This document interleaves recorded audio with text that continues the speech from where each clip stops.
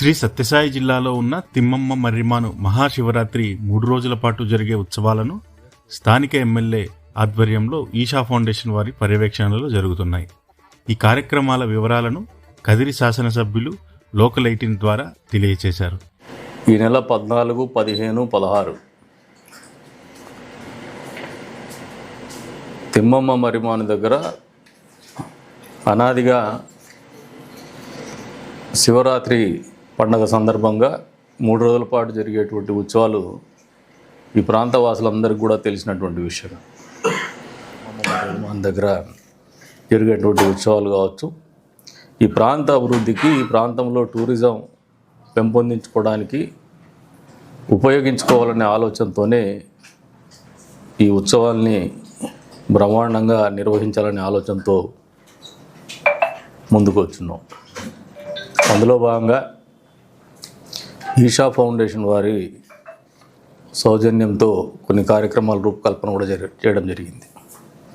ఆ పక్కనే ఉన్నటువంటి వీళ్ళిద్దరు కూడా అక్కిరాజు గారు కావచ్చు, ప్రకాష్ రెడ్డి కావచ్చు.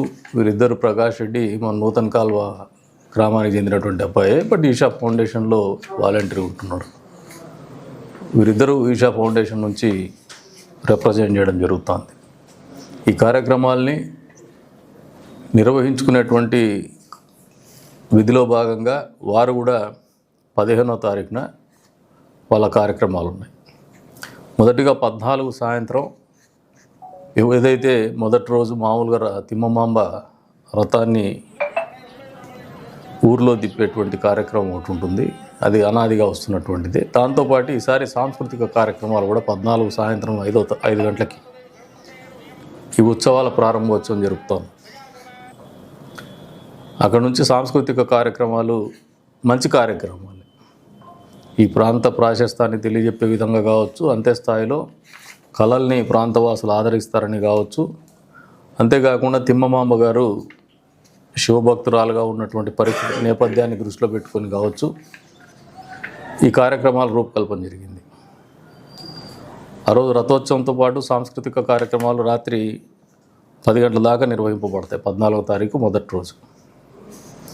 మళ్ళీ 15వ తారీఖు సాయంత్రం 4 గంటలకి తిమ్మమ్మ గారి కథ తెలియజెప్పడం జరుగుతుంది. 6 నుంచి 7 దాకా గెస్ట్లది ఇంటరాక్షన్ అయ్యి ఉంటాయి. 7 నుంచి 10 వరకు ఈషా ఫౌండేషన్ సేక్రెడ్ యాక్టివిటీస్లో భాగంగా పల్లకీ సేవ, కైలాసవాద్యం, ఆదియోగి శివగారి ఊరేగింపు ఉంటుంది. మళ్ళీ ఇన్ కంటిన్యూషన్ విత్ దట్ శివాంగ స్ఫూర్తి, ఇదొక ఆధ్యాత్మిక కార్యక్రమం, ఈ శివాంగ స్ఫూర్తి అనేది. తర్వాత బిల్వపత్రాల్ని సమర్పించేటువంటి కార్యక్రమం ఉంటుంది 10:30 దాకా. 10:30కు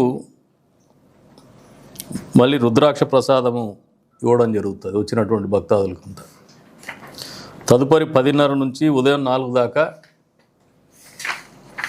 శ్రీ కాళహస్తీశ్వర స్వామి సన్నిధిలో పనిచేస్తున్నటువంటి పూజారుల ద్వారా రుద్రాభిషేకం కార్యక్రమం ఉంటుంది ఉదయం 4 గంటల వరకు కూడా.